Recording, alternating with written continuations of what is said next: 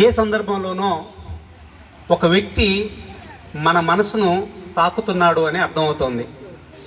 అలా తాకిన వారందరూ ఇక్కడ వచ్చున్నారు, వారి వారి పనులను వాయిదా వేసుకుని. నిజంగా మీరు చూపిన ఈ ఆదరాభిమానాలకు మొదటగా మీ అందరికీ పేరు పేరున ధన్యవాదాలు తెలియజేస్తూ, మరి ఒక తండ్రిగా పిల్లవాళ్ళని 16 సంవత్సరాలు వచ్చేంత వరకు శత్రువులాగా చూడాలట.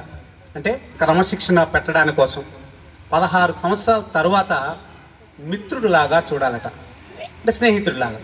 కాబట్టి I dare enough to call you as my young friends. ఎందుకంటే జీవితంలో ఇప్పుడిప్పుడే మగపిల్లలందరూ కూడా పెళ్లి చేసుకునే దశలో చిన్న చిన్న పిల్లలతో ఉన్నారు. ఆడవారు కాస్త ముందుగా పెళ్లి చేసుకొని సంసార జీవితాన్ని అనుభవిస్తూ వారు చక్కదిద్దే పనిలో వారు ఉన్నారు. అయితే తల్లిదండ్రులుగా మీరు, ఉపాధ్యాయులుగా మేము, మన 2 చేతులు కలిసినప్పుడే చప్పుడు వచ్చేలాగా మీకు వారి ప్రసంగాలలో ఉపాధ్యాయుల పట్ల మీరు ప్రవర్తించాల్సినటువంటి విధి విధానాలు ఏంటి, మీరు ఎలా సమాజంలో ఉపాధ్యాయుల పట్ల మెలగాలి, మీ చదువు చెప్పిన ఉపాధ్యాయులే కాదు, మీ పిల్లలకు చదువు చెప్పే ఉపాధ్యాయులతో కూడా అనేటువంటిది వారి మాటల్లో వ్యక్తం చేశారు. ఇది సత్యం. అయితే మన జీవితంలో చూసుకున్నట్లయితే మనం ఏం చేస్తున్నాం, చేసే పనిలో ఎంత నిబద్ధతతో చేస్తున్నాం అనేటువంటిది మనం గమనించాలి. 1000 మైళ్ళ ప్రయాణమైన ఒక్క అడుగుతో మొదలుపెట్టు అని చందంగా ఓ 2 వ్యక్తుల సంకల్పం ఇవాళ మనంతమందిని కలిపింది. ఇంకా ఇంతమంది రాలేకపోయామే, వచ్చుంటే బాగుండు అని అనుకునేవాళ్ళు, రేపొద్దున మీరు పంపించే సందేశాలు విన్న తర్వాత మనం పోయింటే బాగుండు అని వాళ్ళు అనుకునేవాళ్ళు ఉంటారు. నిజమే. మరి మంచి పని చేయడానికి ఏం కావాలి? ఇంతకుముందే అన్నాను, నిబద్ధతతో పనిచేద్దాం, చిత్తశుద్ధితో పనిచేద్దాం. పని ఎంత చిన్నదైనా కూడా, పని ఎంత పెద్దదైనా కూడా, చిన్నదైనా పెద్దదైనా నిబద్ధత మాత్రం మారిపోకూడదు. మీరు చేస్తున్న పని ఏదైనా కానివ్వండి. ఇంతకుముందు పిల్లలు వచ్చి చెప్పారు, ఇక్కడ స్టేజ్ పైకి మొదటిసారి వస్తున్నాను సార్, నేను ఫ్లోరింగ్ కాంట్రాక్ట్ చేస్తున్నాను, నేను సివిల్ ఇంజనీర్గా ఉన్నాను, నేను మున్సిపల్ కార్పొరేషన్లో వర్క్ చేస్తున్నాను, కలెక్టరేట్లో చిన్న ఉద్యోగంలో ఉంటున్నాను, లేదా మేనేజర్ సైడ్ ఉంటున్నాను. ఈ విషయాలన్నీ ఎందుకు చెప్పారు అని అంటే, సార్ గారు అన్నట్టుగా వారి ఫ్రెండ్షిప్ ద్వారా మీకు కూడా ఏదైనా అవసరం వచ్చినప్పుడు, అంటే అవసరం వచ్చినప్పుడే వారితో మాట్లాడాలనే కాదు నా ఉద్దేశం. స్నేహధర్మం కొద్దీ మనం ఈజీగా యాక్సెస్ ఉంటుంది.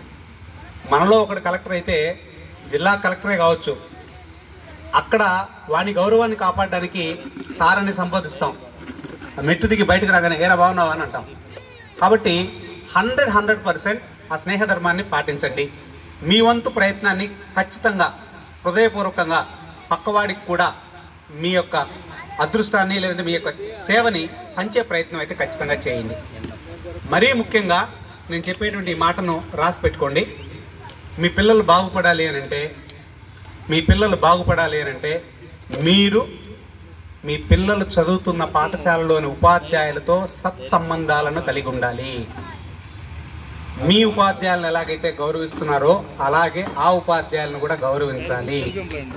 నిజానికి విధిలేని పరిస్థితిలో రీజన్ ఉన్నా లేకపోయినా ఓ దెబ్బ పడి ఉండొచ్చు.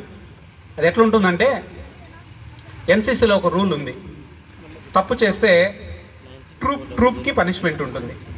తప్పు నేను చేసినా, మీరందరూ కరెక్ట్ అయినా నాతో కలిపి మీ అందరికీ పనిష్మెంట్ ఉంటుంది. ఇలా పనిష్మెంట్ జరిగి ఉండొచ్చు. అక్కడ కూడా పని కట్టుకొని మనం పాటించండి. దయచేసి తొందరపడి మాట్లాడకండి. రైట్? సో వకాల్తా పుచ్చుకొని ఎవరిని ఎగేసుకొని టీచర్ వైపు వెళ్ళకండి. తప్పు జరిగి ఉండొచ్చు, కూర్చొని మాట్లాడుకుంటే వెళ్ళిపోతుంది, సౌమ్యంగా మాట్లాడుకుంటే సరిపోతుంది. మీరు పేరెంట్ టీచర్స్ మీటింగ్ జరిగింది అని అంటే నీకు 100 పనులున్నా కూడా మానుకొని పిల్లల బాగు కోసం టీచర్స్ దగ్గరికి వెళ్ళండి. ఉదాహరణకి ఆ టీచరు సరిగ్గా చెప్పలేదనుకోండి అని అనిపించింది నీకు, నిజం కూడా కావచ్చు, అందరం ఒకేలా ఉన్నాం కదా, ఒక్కొక్కరిది ఒక్కొక్క పద్ధతి. ఆ టీచర్తో పరిచయం పెంచుకుందాం, విష్ చేయడం, మేడం పిల్లవాడు ఉన్నాడు, వీడు చదువుతున్నాడా లేదా, వీడిని ఏం చేద్దాం మేడం, నేనేమన్నా చేసేది ఉందా, మీరే ఏమైనా చేయండి మేడం, మీరేం చెప్తే అది చేస్తాను మేడం అంటే we're submitting to the teacher.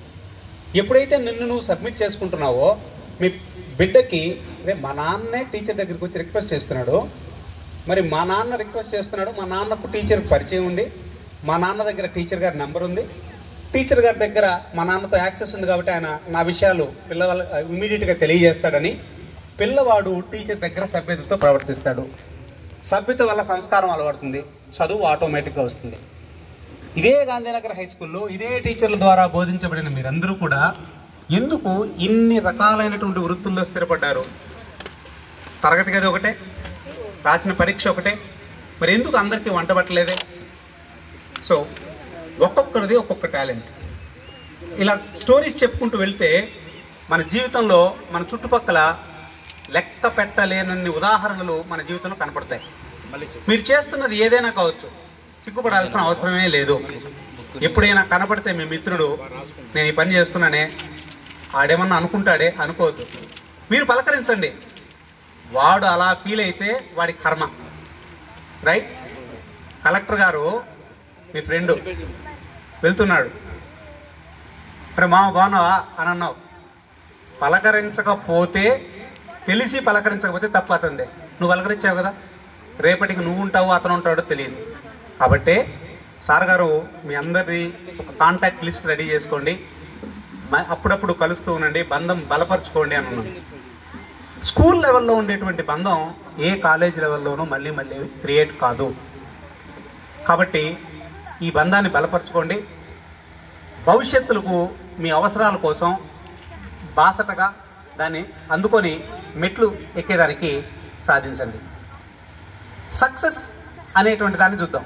Sir నేను చిన్న పని చేసుకుంటున్నా సార్, అందుకే నాకు కాస్త నామోషిగా ఉంటుంది సార్. ఒకరోజు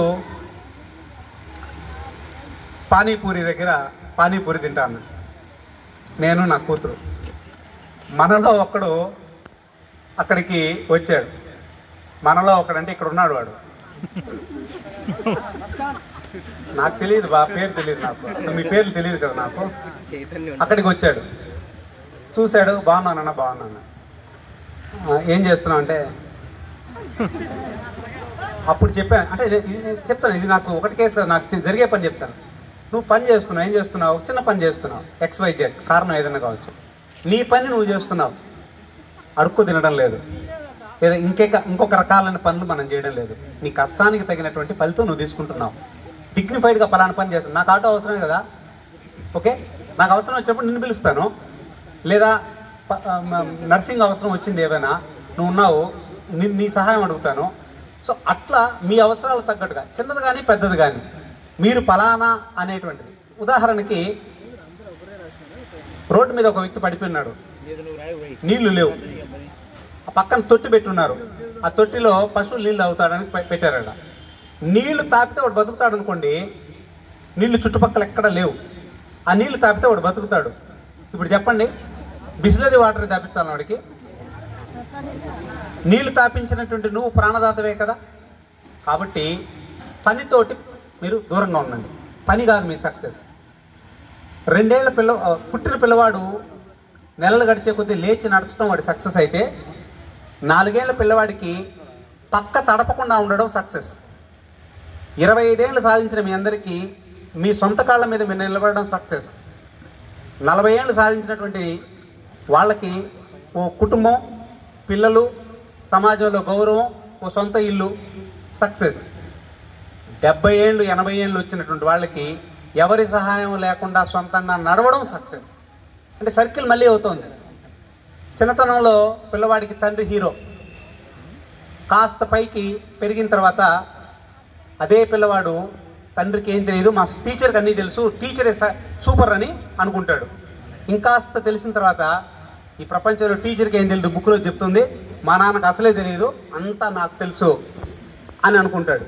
ప్రైమ్ మంచి వయసులో ఉన్నప్పుడు, టీనేజ్లో 13 to 19, 19 దాటి 20 డిగ్రీలోకి వచ్చిన తర్వాత, డిగ్రీ పాస్ అయిపోయి పట్టా చేతిలోకి వచ్చిన తర్వాత ఉద్యోగం లేకుండా రోడ్ల మీద తిరుగుతూ ఉంటాం. నాన్నను సినిమా టికెట్కు డబ్బులు అడగాలంటే నామోషి అడ్డం వస్తుంది, అడగకపోతే నీకు వచ్చే అవకాశమే లేదు. ఇలాంటి పరిస్థితుల్లో మా నాన్న చాలా కష్టపడి నన్ను సంపాదించాడు అనుకుంటావు. ఇంకాస్త 10 సంవత్సరాలు గడిచిన తర్వాత మీ నాన్న కాలగర్భం చెందాడు అనుకున్నాం, ఫోటోలో వేలాడుతూ ఉంటాడు. మీ పిల్లోడు పుట్టిన తర్వాత వాడికి సక్సెస్ చేయడానికి నువ్వు పడే తిప్పలు ఉంటాయి చూడు, అప్పుడు ఫోటోలో ఉండి మీ నాన్న నిజమైన హీరో నువ్వు అని అంటావు. అప్పటికి మీ నాన్న నీ దగ్గర ఉండడు. అంటే చూడడానికి సులువుగా ఉన్నా చేసే దాంట్లో చాలా రకాలైనటువంటి పనులు ఉన్నాయి. దయచేసి ఇది సక్సెస్ కాదు అని అనుకోవద్దు. సక్సెస్ చిన్నదవ్వచ్చు, సక్సెస్ పెద్దదవ్వచ్చు. తృప్తిగా ఉన్నాం, ఆరోగ్యంగా ఉన్నాం, అలాగే మనం చేసే పనిలో కూడా నిబద్ధతతో ఉన్నాం.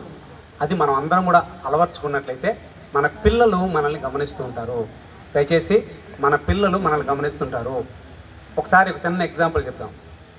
నెహ్రూ గారు స్వాతంత్ర సమర పోరాటం జరుగుతున్నటువంటి రోజుల్లో దుర్గాబాయి దేశ్ముఖ్ ఒక చిన్న మహిళగా, చిన్న బాలికగా ఉండేది, స్కూల్ గోయింగ్ గర్ల్. అప్పట్లో పాఠశాలలో ఉన్నటువంటి విద్యార్థులు కూడా బడి మానేసి స్వాతంత్ర సంగ్రామంలో పాల్గొనేవారు. ఒక ఎగ్జిబిషన్ ఏర్పాటు చేశారు. ఆ ఎగ్జిబిషన్కి వచ్చినటువంటి డబ్బులు స్వాతంత్ర పోరాటానికి ఉపయోగించేవారు. మరి వివిఐపి ప్రెసిడెంట్ ప్రధానమంత్రిగా అర్హతలు ఉన్నటువంటి మన జవహర్లాల్ నెహ్రూ గారు చీఫ్ గెస్ట్గా వచ్చారు. ఆయన రోడ్డు ద్వారం దగ్గర నుంచి వస్తుంటే దుర్గాబాయి దేశ్ముఖ్ ఆవిడ నిలబెట్టింది ఆయన్ని. సార్ ఆగండి అని. ఆగాడు. ఏమ్మా అంటే మీ టికెట్ ఏది అని అడిగింది. చీఫ్ గెస్ట్, ఆమెకు తెలియదు కదా, ఆమె పని ఏంటి, టికెట్ ఉంటే లోపలికి పంపించాలి, టికెట్ లేకపోతే బయటకు పంపించాల్సిన అవసరం లేదు. సో ఇప్పుడు ఏం చెప్పారు, టికెట్ లేదా అని అడిగింది. టికెట్ లేదు, అట్లయితే పక్కన నిలబడింది. అంటే టికెట్ ఉంటేనే లోపలికి పంపించాలి. అప్పుడు ఆయన టికెట్ తెప్పించి లోపలికి వచ్చాడు. ఇప్పుడు దాన్ని మీకు అప్లై చేద్దాం. ఒక తండ్రిగా లేదా ఒక తల్లిగా నువ్వు 2 బిడ్డలు తీసుకొని వెళ్తున్నావు. బాబు వినండి, ఒక తండ్రిగా ఒక తల్లిగా మీరు 2 బిడ్డలు వేసుకొని వెళ్తున్నావు. ఇక్కడ నుంచి ప్రొద్దుటూరుకి వెళ్తున్నావు. ప్రొద్దుటూరులోకి ఎక్కంగానే 5 ఏళ్ల పిల్లవాడికి టికెట్ కొడతాడు కండక్టర్. క్లియర్? మీ పిల్లోడిని చూస్తానే వాడి చక్కగా నీ స్తోమత కొద్ది పోషకాహారాలు పెట్టడం వల్ల వయసు ఏమో 3 ఏళ్ళ వాడికి, వాడు చూడడానికి 5 ఏళ్ళలాగా కనపడతాడు. 3 ఏళ్ళ వాడికి 5 ఏళ్ళు అంటే కాదండి 3 ఏళ్ళు అని చెప్పడం ధైర్యం, వాస్తవం. 5 ఏళ్ల పిల్లోడిని 3 ఏళ్ళలాగా చెప్పడం తప్పు. ఈ లోపల వాడు అంటాడు, నానా మా నాకు 5 ఏళ్ళు కదా 3 ఏళ్ళు అని చెప్తానవే అంటాడు కండక్టర్ ఎదురుగానే. నీ ముఖం ఎక్కడ పెట్టుకుంటావు? ఇప్పుడు నువ్వు కండక్టర్ను మోసం చేసి టికెట్ ఎగ్గొట్టావు అనుకో, వాడు ఫిక్స్ చేసుకుంటాడు రైట్. రేపొద్దున మార్కులు రాకపోయినా 35 మార్కులు నువ్వు 65 చేసుకొని వచ్చి నీ దగ్గర సంతకం పెట్టించుకుంటాడు మీ కొడుకు. నీవు నేర్పిన విద్యయే నీరజాక్ష. నువ్వు నేర్పించినే కదా వాడు కూడా చేస్తున్నాడు. కాబట్టి మనల్ని గమనిస్తున్న పిల్లల దగ్గర మనం మర్యాదగా నడుచుకోవాలి. అలా లేనప్పుడు మనం చెప్పే స్థితిలో ఉన్నాం. కాబట్టి సక్సెస్ గురించి పాకలాడొద్దు. సక్సెస్లోనే జీవితం, ఫెయిల్యూర్ సక్సెస్ రెండు కూడా flip side of the coin. కాబట్టి పగలు రాత్రులు లాంటివి. కాబట్టి దయచేసి వాటితో గడుపుతాం, ప్రయాణాన్ని ఆస్వాదిద్దాం, సక్సెస్ని కాదు. మనం వెళ్ళేటువంటి ప్రయాణాన్ని ఆస్వాదిస్తే గమ్యం ఆటోమేటిక్గా వస్తుంది. అలా మంచి గమ్యం, మీరు అనుకున్నటువంటి గమ్యం చక్కటి ఆరోగ్యంతో, చక్కటి కుటుంబంతో మీరందరికీ కలగాలని దేవుణ్ణి ప్రార్థిస్తూ, ఇక్కడ నాకు కూడా గుర్తులు లేనటువంటి పెద్దలందరి ఆశీర్వాదాలు మీ అందరిపైన సుభిక్షంగా ఉండాలని మరొక్కసారి మా అందరి తరఫున ఈ చక్కటి ప్రోగ్రాం ఏర్పాటు చేసి మనందరినీ ఆత్మీయంగా ఇక్కడ పలకరించుకునేలా చేసి, మమ్మల్ని నిజంగా చెప్పాలంటే 2004 ఆగస్టు 10వ తేదీ ఈ స్కూల్లోకి వచ్చాను నేను. అప్పటికే సుభాషిణి మేడం ఇక్కడే ఉన్నారు. ఆ ఉన్నదని రాలా, నేను ఇల్లు దగ్గర అవకాశం వచ్చింది వచ్చాం. కానీ ఆ తర్వాత మేడం గారు ఎలిమెంటరీ స్కూల్కి ఉన్నా, నేను ఇక్కడే ఉన్నా. ఈ రోజుకి నాకు అవకాశం వస్తే, ఇంతకుముందే లింగారెడ్డి సార్ అన్నారు మళ్ళీ ఇదే స్కూల్కి రావాల్సింది వస్తుంది అని. నాకు అవకాశం దొరికితే ఇదే స్కూల్కి వస్తాను. ఇప్పటికి ఈ స్కూల్ నుంచి వెళ్ళిపోయి 6 సంవత్సరాలు అయింది. ఎవరైనా తక్కువ మన ఏ స్కూల్లో పనిచేస్తున్నాం అంటే municipal corporation high school Gandhinagar అని వస్తుంది, మున్సిపల్ హై స్కూల్ మెయిన్ అని వస్తుంది. తర్వాత అంటే ఫ్లోలో చిప్లో అలా రిజిస్టర్ అయిపోయింది. కాబట్టి ఎవడు అవునన్నా కాదన్నా ఈ స్కూలు ఆ రోడ్డు మీద వెళ్తూ ఉంటే అదొక అమ్మాయి చెప్పింది గోడ తగ్గిపోయిందని. గోడ తగ్గిపోలా, మనసు సంతోషంగా నిండిపోతుంది. ఎన్నో జ్ఞాపకాలు. అక్కడ స్టడీ అవర్లో ఈ పెద్ద హాల్ ఉండేది. 9:30కు మనం క్లాస్ బిగిన్ చేస్తే 10 నిమిషాల మధ్యలో గ్యాప్, 12:30 వరకు 250 మంది పిల్లలు ఉంటే ఒక లెసన్ అయిపోజేస్తే 3 గంటల సేపు అనర్గళంగా పాఠం చెప్తుంటే ఆ శ్రీనివాసరెడ్డి ఈ శ్రీనివాసరెడ్డి ఒకడేనా అనే డౌట్ వస్తుంది. ఎందుకంటే నేను అప్పుడు ప్రైమ్లో ఉన్నాను, వయసులో మంచి యంగ్ ఏజ్లో ఉన్నాను, ఆ పరిస్థితి వేరు. అంటే ఇప్పుడు మేడం గారు చెప్తాను, మీ వయసులో ఉన్నాను నేను యాక్చువల్గా అప్పుడు. సో నిజం, వయసు తగ్గే కొద్దీ మనలో కూడా పరిణతి కనపరుద్దాం, మన ఆలోచనలో పరిణతి కనిపిద్దాం, మనసును కాస్త విశాలంగా చేసుకుందాం, మంచి మార్గంలో నడుదాం, పిల్లలను చక్కగా పెంచి పెద్ద చేసుకుందాం, అది సక్సెస్గా కోరుకుందాం. I wish you all the best. Thank you very much.